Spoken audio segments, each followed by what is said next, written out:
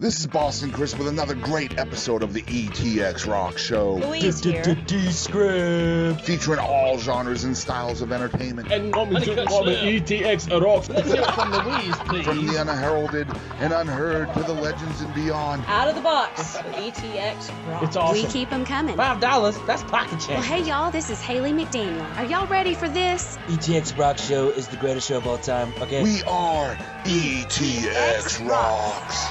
The ETX ROCKS Show is the best show of all time, say? The other shows, you're good, you're real good. As long as we're around, you'll be second best, say? Cut. Hey y'all, Boston Chris here with the ETX ROCKS Show. And did you know your commercial for your band, venue, or local business, or national business could have been right here where I'm talking? For the low cost of only $200 a month, you can have your professionally filmed commercial right here where we're talking. Plus, 20% of all advertising dollars spent here on the ETX ROCKS Show goes to a local East Texas charity. Whether it's a homeless mission, or military, or cancer, or kids, we will be giving 20% of all of our advertising money directly to a locally based charity. In addition to your commercial, all advertisers will receive identity tagging on all social media platforms, including our Twitter, our Facebook, and our Instagram. And this is for the life of the show. That means anytime we re-promote an episode, which is very often, you will receive that same identity tagging, whether it's 3 years from now or a month from now. Our social media has grown rapidly over the last few months.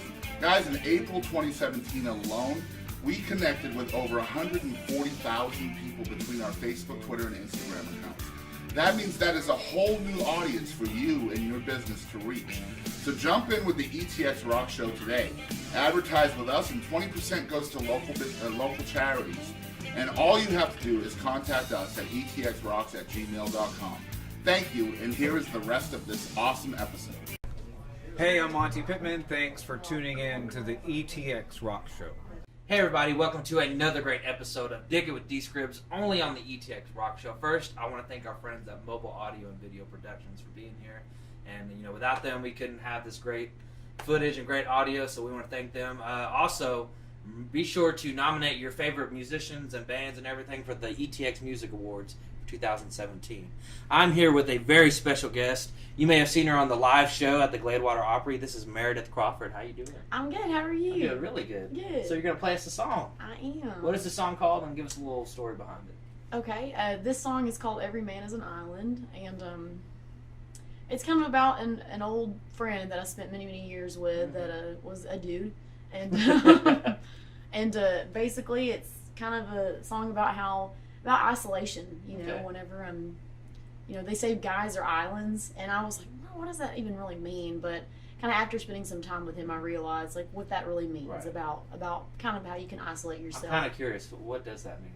I've never heard. What about every man is an island? Mm-hmm. Like, it basically means that, like, me, I don't know, but me, women we tend to be kind of like, if we're upset about something, we'll let you know. Right. We'll show signs like actions, and you'll see like, well, something's wrong with her. Right. You know, guys, I think that their emotions, they kind of tend to just lock away really tightly, and they isolate themselves. And so you may figure out something's wrong with them, but you're just not going to be able to pull it out of them. I agree with that. So, but another reason why I wrote the song was also because after knowing this person, it was like, well, I know why he's an island, because he's burned every bridge it would take to get out to his island. Do that. I like that. So the tagline is every man is an island and every woman is a wave. Talking about how the waves always go to the shore. To try to reach out and help them, but they always end up going back.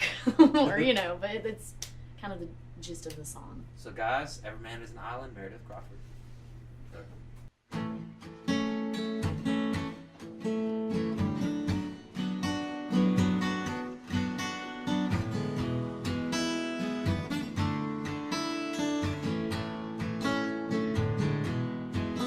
They say that every man is an island, and if that's true, boy, you must stand on a rock.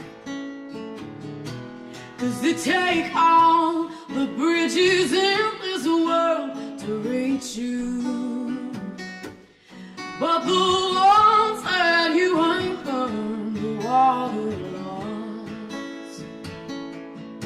So how could you break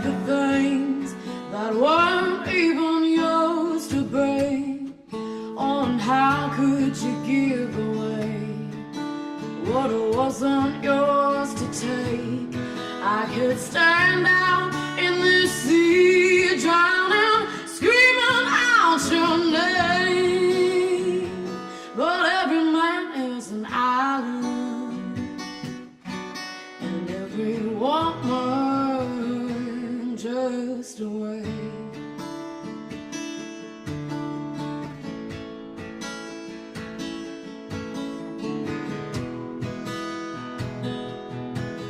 You burned all the favors I had owed you. Don't you tie those stones around my feet. Will I pass along the bedtime I had coming? And it's rolling like a storm upon your beach. So how could you break the things that weren't even yours to break? On how could you give away what wasn't yours to take? I could stand out in this sea, drowning, screaming out your name. But every man is an island, and every woman just a wave.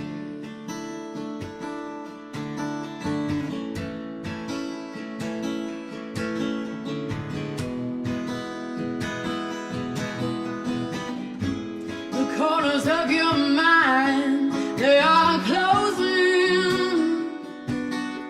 And boy, it's now or never, sink or swim.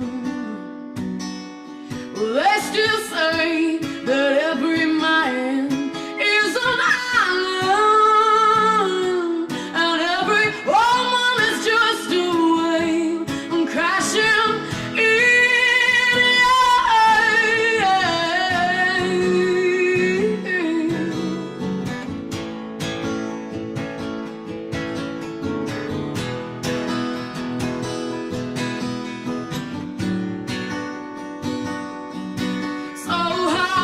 You break the things that weren't even yours to break.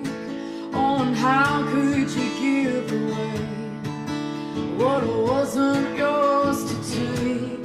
I could stand out in this sea, drowning, screaming out your name. But every man is an island, and every woman just away.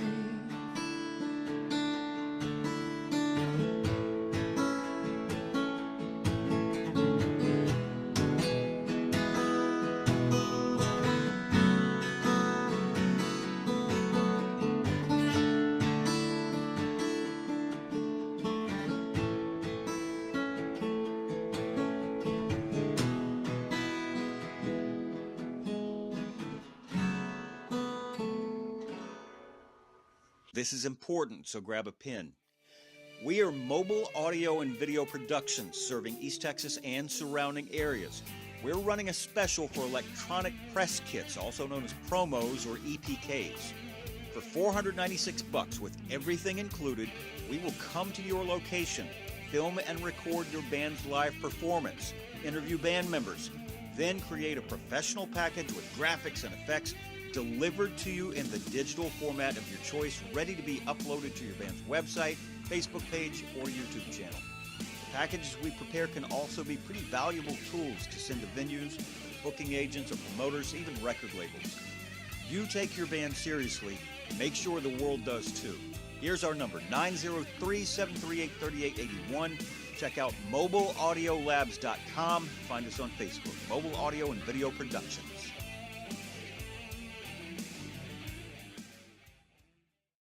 So, what an incredible song, Every Man is an Island by Meredith Crawford. If y'all are just now watching this and you just saw that and you're not a fan, you're probably a fan now, because that was crazy. That was really good. So, one, I consider you probably one of the coolest artists in East Texas. You're very unique. I was blown away at the Opry when you did a song swap with our friend Katie Lynn. So, I know you're an East Texas girl. Where were you born and raised?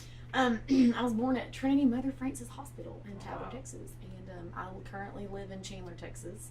I lived there pretty much my whole life. Like, literally, out of the 26 years I've been alive, 25 of them I lived there. Oh, wow. So it's kind of, again, it's hard to put a label or pick a genre for you because you're just so unique. And I think I love that about people. Like, if I can hear you sing, I'm like, well, he's a country singer, or oh, she, this or that. But you don't have like a genre. Like, you can pretty much do whatever. So I called you myself the female Johnny Cash, and what I meant. That's pretty cool. Well, what I meant by that, I love the low tone and just like your lyricism is badass. Pardon me, but it's just so good. It's family friendly. So yeah, right. You can bleep that out. So who were some of your inspirations growing up, musically and non-musically? Okay, well, there's a lot, and I could be here a long time, but I could give you like a brief, just a little pinch of, a lot of different ones.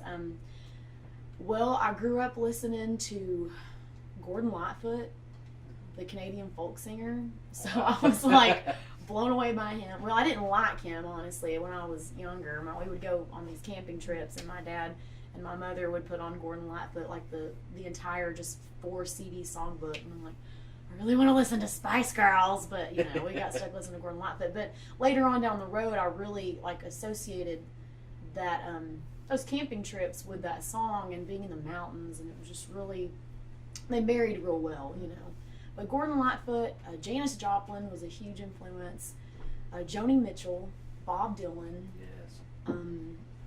And then it's just varied over the years. Like, that was when I was in high school. Mamas and the Papas were a big deal to me. Now, as I've gotten older, I kind of branched out to artists that are around here, like Heather Little. I really like Nick Brumley's stuff. Holy crap! Wasn't he amazing at the Opry? Yes. His stuff was very, very unique. I really liked his style. And then there's some people that you don't even know of, like the Shaky Graves, the Heartless Bastards out of Ohio. Oh my gosh, there's so many. Shovels and Rope. There's just so many to name. Nikki Lane, Nico Case, Casey Musgraves, Marion Lambert. I grew up listening to Loretta Lynn, Patsy Cline, Tanya Tucker. And then I liked Alison Krauss. There's just so many, and also Leonard Skinner. I could go on forever. Steve Miller. So you just all around all around. I just love music. I'm not real big into certain types of music, but for the most part, I can find a common thread with anybody on music. I love older music too. Gosh, anything that was like 60s doo-wop, like shag related, like Otis Redding and all that good stuff. Connie Francis, I have an album, or not an album, but I have a playlist on Spotify, and I've just racked it up with a bunch of just old, old music. Anything old, Delta blues kind of related stuff. Sitting on the Dock of the Bay, those kind of songs. It's just all over the place, honestly. See, my There's no way to grandfather, pin it he used to down. pick me up from school, and he would have this cassette of songs that he recorded off the radio or something. Yes. And I hated it. As a kid, I pretended to hate it because I wanted to hear Tupac or something. But secretly, I loved these songs. So when nobody was around, I'm stealing his tape and playing it, and little GTO, that stuff. Yes. I loved all of that. Yeah. So again, I can't put a name on your sound, but how would you describe your sound to people? It's a hard question. I like to just say I'm a little bit of everything, and I don't really, even when I was with the band, we had a hard time kind of distinguishing our sound because we would have several tracks that were very country, they were kind of country, and then they would be kind of bluesy, and then they would be this folk rock type thing, and we just had a really hard time trying to categorize ourselves, and I just kind of got tired of doing it. I was just like, you like it or you don't. Take it or leave it. It's Meredith Crawford. And honestly, if you say that you're country, some people may not come out and hear you play. Right. But then some people might like to hear a little country. So it's just kind of like a mixture of blues, rock, oldies, vintage pop sounds. I don't know, but I think that's the best way to do it too, because if you're only stuck to one genre, like you said, I did a show in I think Sulphur Springs, and we would sing a Michael Jackson song and then sing a country song and then a rock song. Yeah, you're serving all kinds of taste, and I think that that's really important. Right. I don't like being stuck in a box, and if you stick me in a box, I'm probably gonna find a way to cut a hole out of it and climb out of it. So I don't really like being stuck. Just she's only country, or she's only indie or she's only rock. I just like to be a little bit of everything. And and I think also you can really grow your fan base better that way. Yeah. So I also think with your style of music too. I mean, I could hear you play on a country station, but I could hear you play on all stations. Honestly, I mean, that's the kind of artist I look for when I listen to music. So I understand you started music at a really young age. Did you always know that you wanted to be in the music business, or what triggered that passion? Well, I started out in choir, singing in choir, and I really liked singing in choir. I was just real shy when I was younger too. But my mother, we found that Glaywater Opry, and so when I was like 13, I had my first show at the Glaywater Opry, and that's kind of where I kind of got out of the choir scene and started doing little operas in East Texas. I played at Texarkana, Mount Pleasant. They had a little jamboree. Gladewater. There was one out in Point and Emory. So I just played a lot of like little country shows, and then right when I was about maybe 13 or 14, I started learning how to play guitar. I bought a guitar at a pawn shop with some tip money from Gladewater, and so I bought like this big fake book. They have this, sell those like at Mount Music. They're just full of chords. They just show you how to do chords. So like I thought, well, that's all really any song is there some kind of chord structure. I don't really need to learn how to pick or take lessons. Let's just learn how to chord and make songs that way. So soon enough, when I learned how to make chords and transitioned through them, I was like, well, I'm gonna start writing songs. And I mean, I would never show what I wrote when I was 14. Like I would never. It's in a journal like 6 feet below the ground. Never going to become out. Never going to. But like you have to start somewhere. So and I just kind of started just writing songs and playing. And I'm from Brownsboro. I went to high school at Brownsboro. So there were a couple of guys that I would meet up with, and we would jam, and a couple of girls that I would sing with, and we just did things like that. And then I got pregnant at a young age. I got pregnant when I was 17 and had my first child when I was 18. And then I had my second child when I was 19. So I had babies like back to back. And I just kind of took a break from singing and playing, but I was writing crazy, like crazy, because I was experiencing things that I never thought I'd ever experience. And so a lot of joy, but then also a lot of heartbreak that kind of comes with being so young and putting yourself in making these decisions that you have to just learn. And that's where you get the best music from. Exactly. So I mean, it was just night and day what the writing did. And I spent a lot of time alone writing, and so that's kind of where that kind of got cultivated. But as my kids got older, I was able to go out and do gigs and kind of branch out with other musicians. I did a lot of open mic nights. Like they had a really killer one at Lago for several months, and I would frequent that, and that's how I met a lot of people that I later ended up being in the band with. So see, I gave up on songwriting. I'm just not getting back into it. But when I was 14, I tried to write my first song, and it was just like, parents don't understand. No, like the material that you were writing about was like, I understand that. I hide in my room, and they don't understand. Yeah. So you graduated. A lot of people need to hear this. You graduated the top 10% of your class in high school. Yes. You had songs recorded, you had a journal full of songs, and like you said, you had a baby on the way. So my question is, where does that drive and determination come from? I mean, it seems like you had a lot on your plate.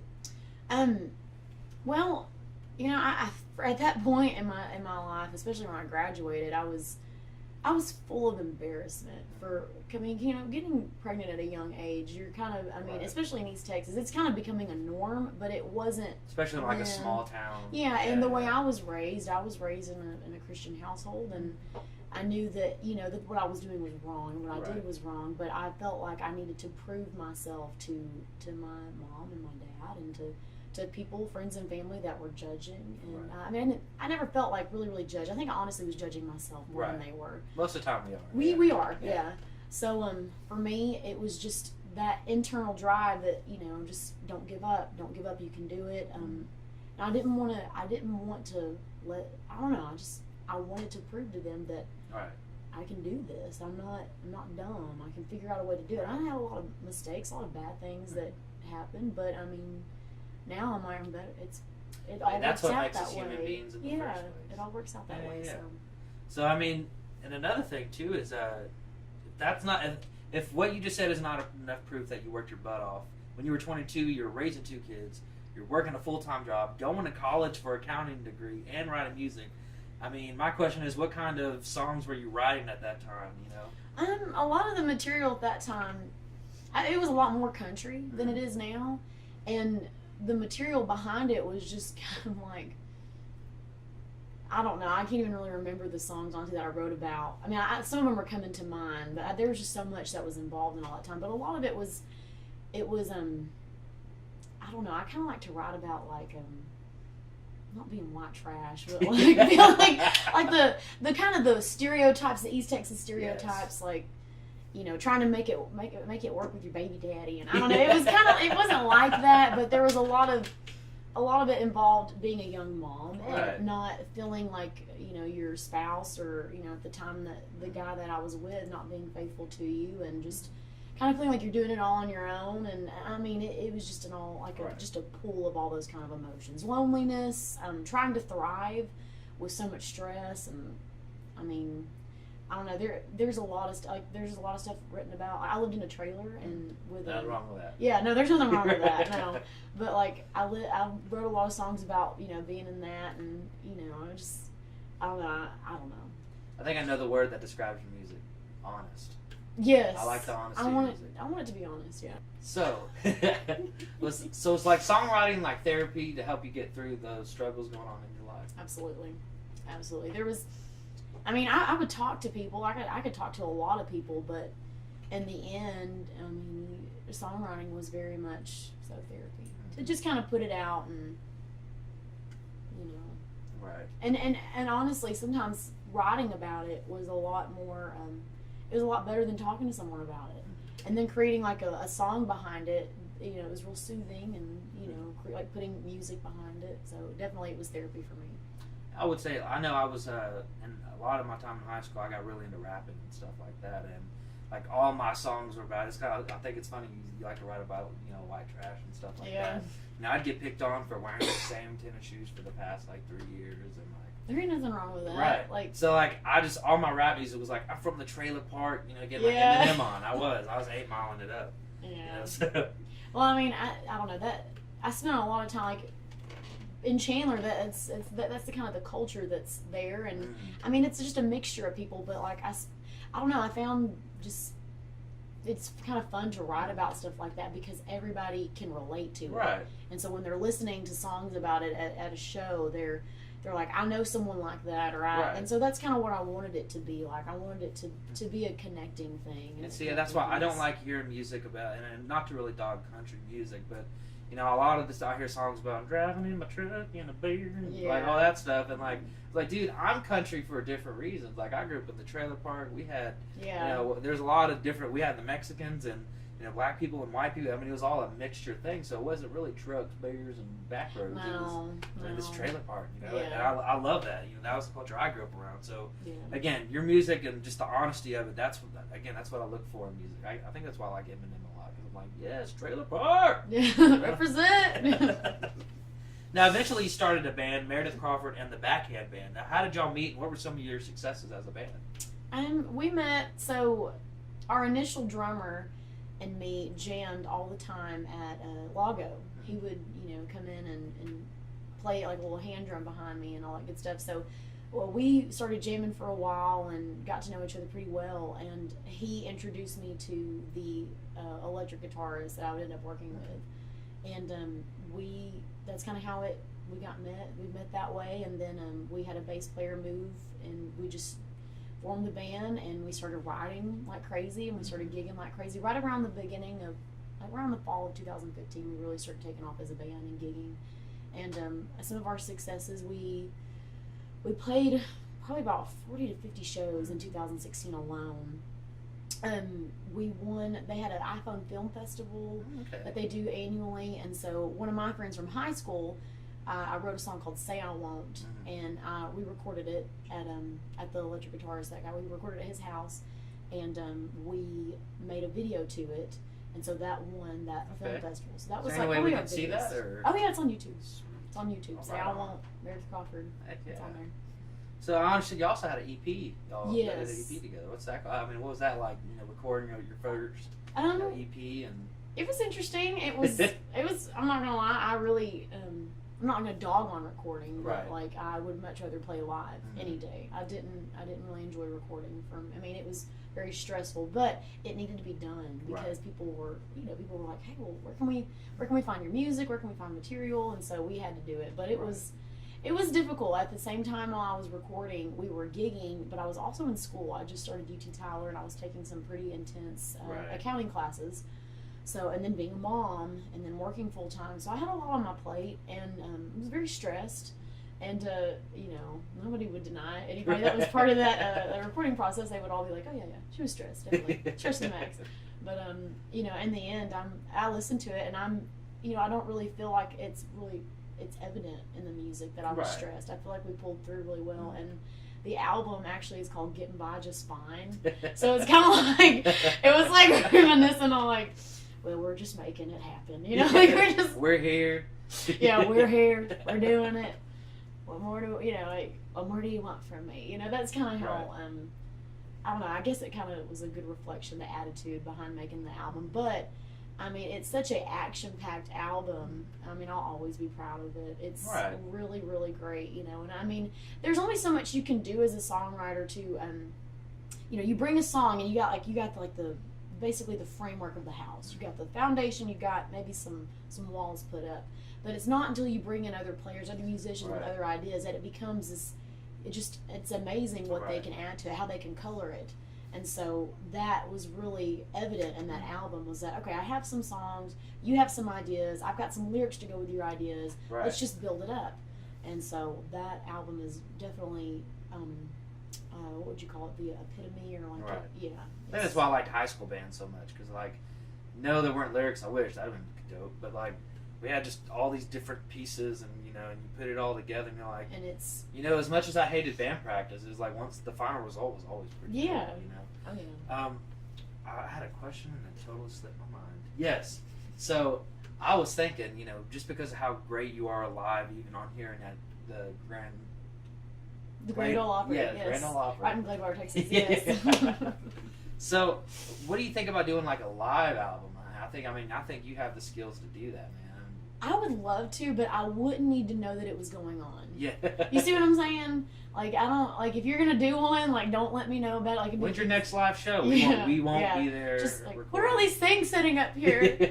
I don't understand why you got these microphones and these lights. They're all off. They're all from whatever. yesterday. But it's like worst crew. They just left their stuff there. They didn't even pick it up. But I think that, I would love to do that. I've actually talked about doing that with me and Heather Little will do a lot of live shows together, and her songwriting and my songwriting kind of pieced together. It's a really phenomenal show, and anybody that has seen it agrees to that. And so I'd really like to do a live recording of me and her just doing a song swap like that. But I wouldn't need to. I would just basically not need to know what was going on, because when I'm kind of wigging out right now, honestly, because it's like, this is being recorded. Don't pay attention to the lights. If I say anything, it's gonna be like it's on recording forever, So I'm a little nervous, but I would not. If you're gonna record me live, don't tell me about it. Basically, just let me be natural. I just need to be ignorant. Well, heck, it's hard for me. However long it is. Y'all come in here and then y'all sing amazingly, and then I'm like, so Yeah. Well. Where were you born? Yeah. All right, so what can we expect from Meredith Crawford in the future? I know you said your biggest goal is to have your own solo album. Yeah, I would like to have a solo album that is just 100% my own lyrics, music, and that's something that I'm working on, but it might be a while,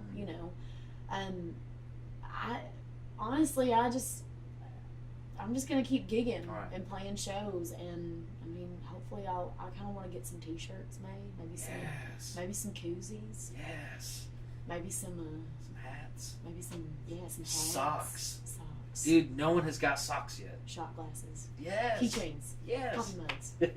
Anyways, I have some stickers that I've made, and that's like my first on my own being able to hey, I've got stickers, that's like my first little thing, and those are a really cool promotional type thing to do at gigs. But really, honestly, I'm just gonna keep gigging. I'm gonna keep playing, and I'm gonna keep writing. And if you see me, you see me. If you don't, you don't.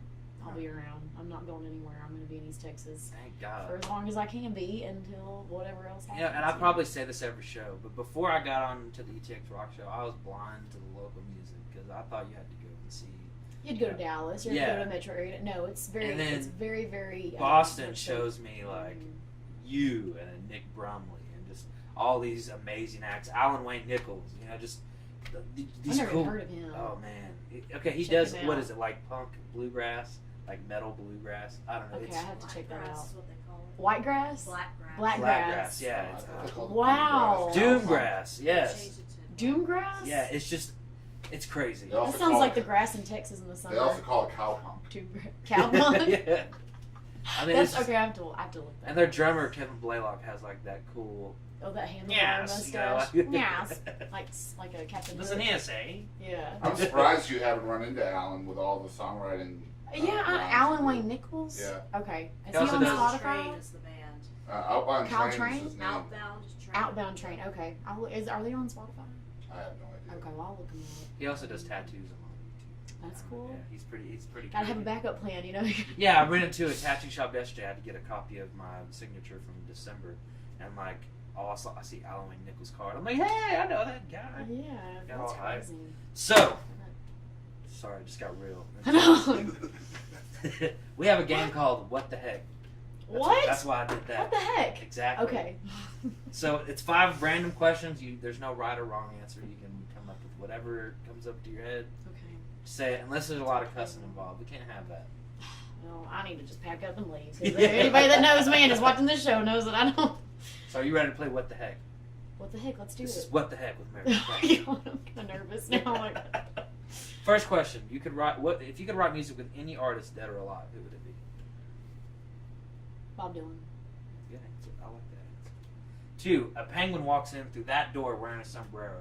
What does he say and why is he What's up? I'm here to party. here? That's what I'm thinking he would say. Be the world's coolest penguin. Like I looked at the door, like, is there a penguin? Hola. Yeah, I was gonna maybe. Oh, I don't Penguins in know. Mexico. Yeah. So if you could live in any TV show or movie universe, what would it be? I love Lucy. Wow. I was not expecting that answer. I love Lucy. I love Lucy. That is like, oh my gosh.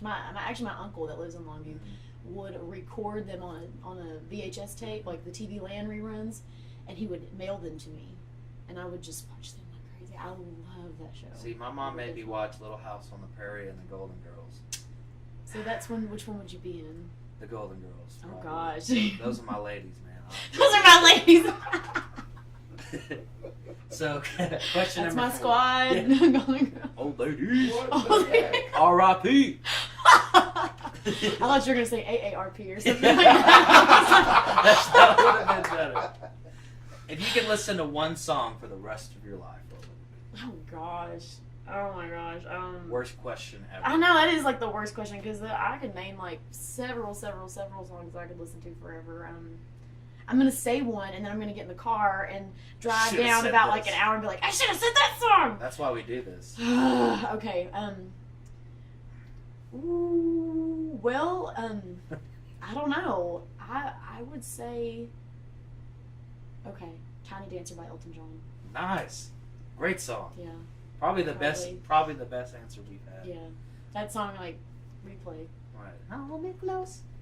Not Tony Danza, Tiny Dancer. Like, don't diss my song like that.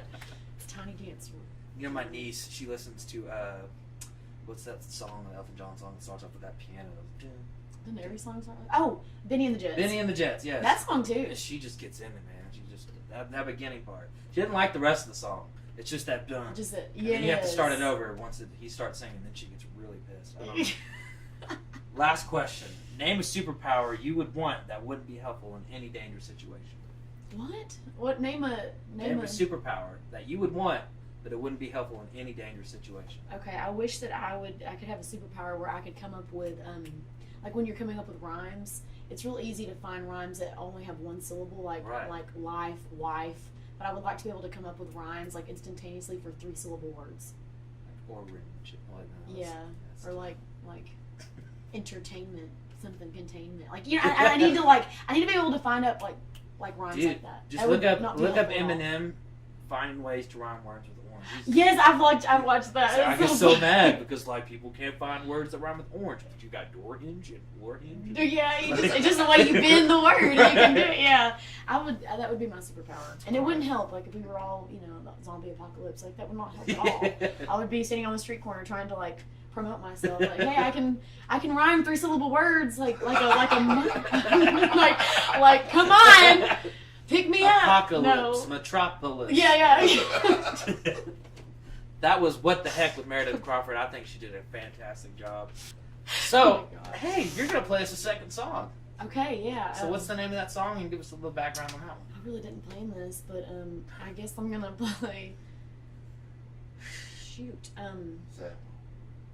Say I Won't. Okay, I'll play that. Yeah. Okay, I'll play Say I Won't. Say I It's Won't. an old song. Like this is about it's about an ex. Obviously, maybe I don't know. But anyways, this is called Say I Won't. Say I Won't by Meredith Crawford.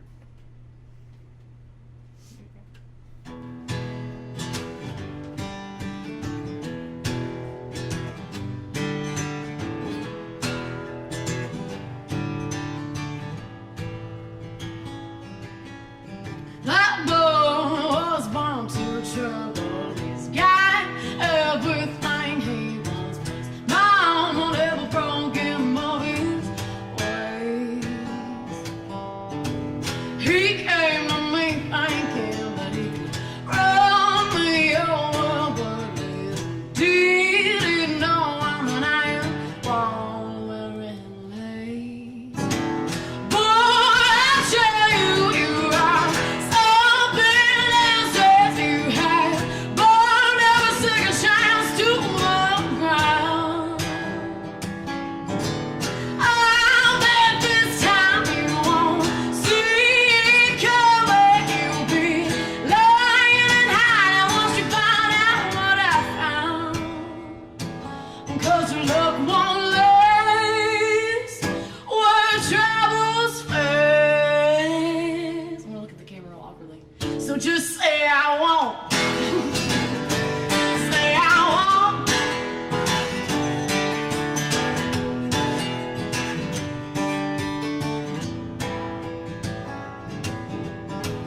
You believe me, and you deceive me. I thought love could break us from these thorns. You are stupid, stubborn, tossing trash down a burning road, thinking you can escape from a woman's scorn. Boy, I tell you, you won't run me over. I got the upper hand and I won't lay it down. I bet this time you won't see it coming. You'll be lying and hiding once you find out what I found. 'Cause your luck won't last where travels fast. So just say I won't. Say I won't. Say I won't.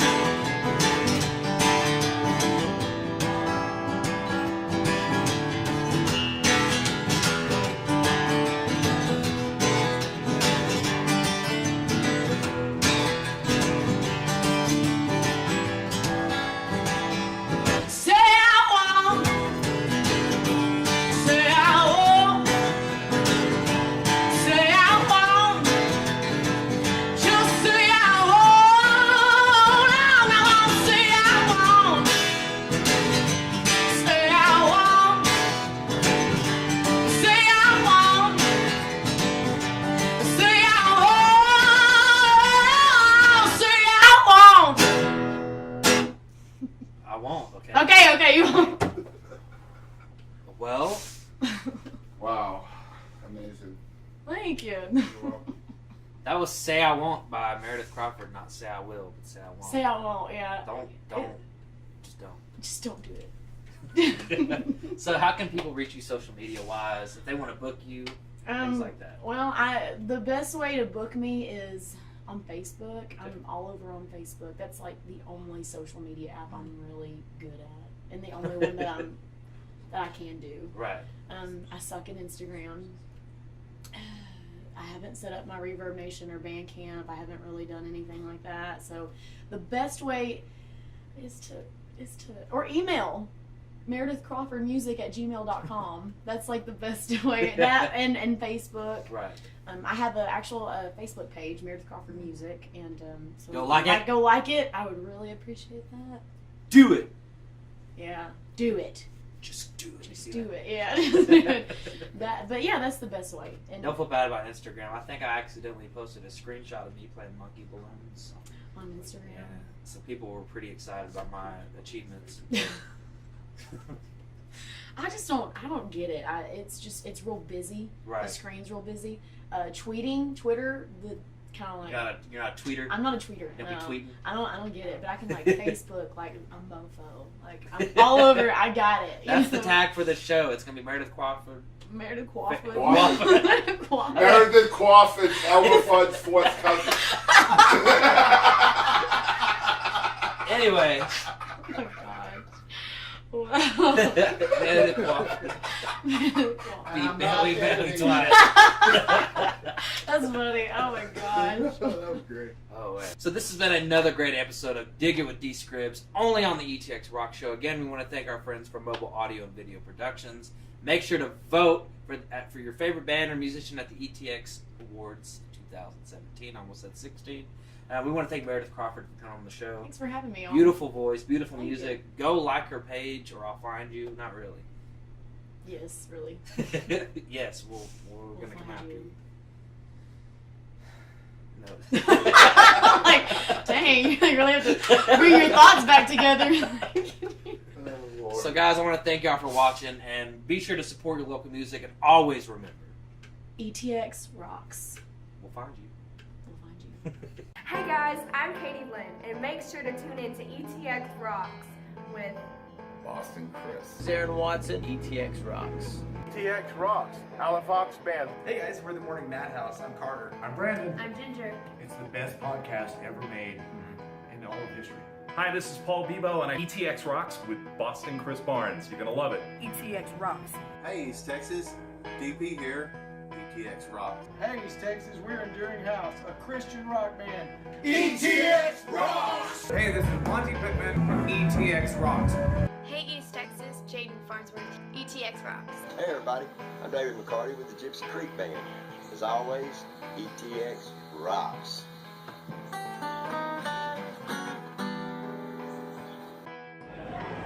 Hey guys, this is Chris Colston. Thanks for tuning in to the ETX ROCKS Show. To the ETX ROCKS Show. The ETX ROCKS Show. Ho! Hey folks, I'm WWE Hall of Famer Hacksaw Jim Duggan, and I just want to make sure you support local music. Hi, East Texas. This is Chris Wayne. And Crystal Clark with KYKX 1057. ETX Rocks! Hey, East Texas, we're Lady Chaz and the Tramps. And just remember, ETX rocks. Hey, this is Tom Freeman of ETX Rocks with Boston Chris. Hey, East Texas, I'm Waylon Hicks, and remember, ETX rocks. Hey, what's going on, guys? This is the one and only SP and Mexicano con Estilo. Make sure to support your local music, and ETX rocks. Hello, we're one way home. Hey, East Texas, this is Teaser. Please continue to support local music. And always remember, ETX rocks! Howdy folks, this is Aaron Watson. Support local music and ETX rocks. Hey, this is Chris Colston. Make sure you support local music and ETX rocks. Hey, this is Hannah Kirby. Thanks for tuning in to the ETX ROCKS Show. Tough guy, ho! Covering music-related content of all genres. If it filters through Eastern Texas, it's fair game. Y'all bring it. From Texarkana down to the coast and Dallas down to Houston and everything in between. We are ETX Rocks!